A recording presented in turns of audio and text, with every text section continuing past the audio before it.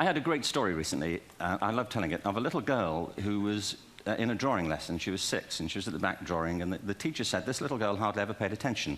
And in this drawing lesson, she did. And the teacher was fascinated. She went over to her and she said, "What are you drawing?" And the girl said, "I'm drawing a picture of God." And the teacher said, "But nobody knows what God looks like." And the girl said, "They will in a minute."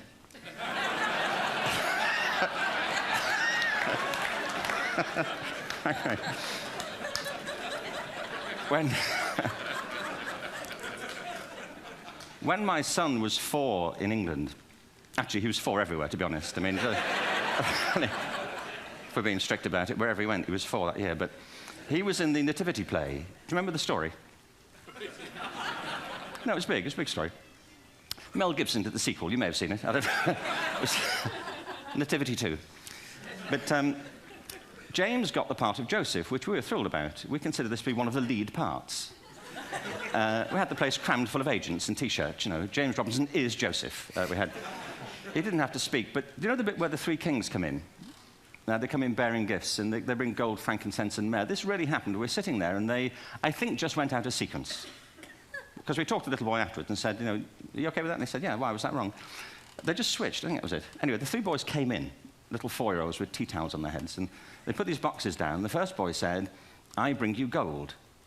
And the second boy said, "I bring you myrrh." And the third boy said, "Frank sent this."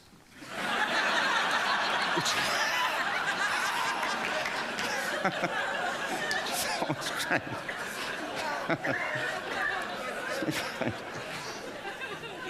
What these things have in common, you see, is that kids will take a chance. You know, if they don't know, they'll have a go. Am I right? They're not frightened of being wrong. Now, I don't mean to say that being wrong is the same thing as being creative. What we do know is, if you're not prepared to be wrong, you'll never come up with anything original. If you're not prepared to be wrong. And by the time they get to be adults, most kids have lost that capacity. They have become frightened of being wrong. And we run our companies this, by the way. We stigmatize mistakes.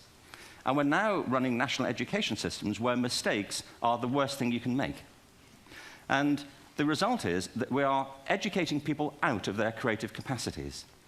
Picasso once said this. He said that all children are born artists.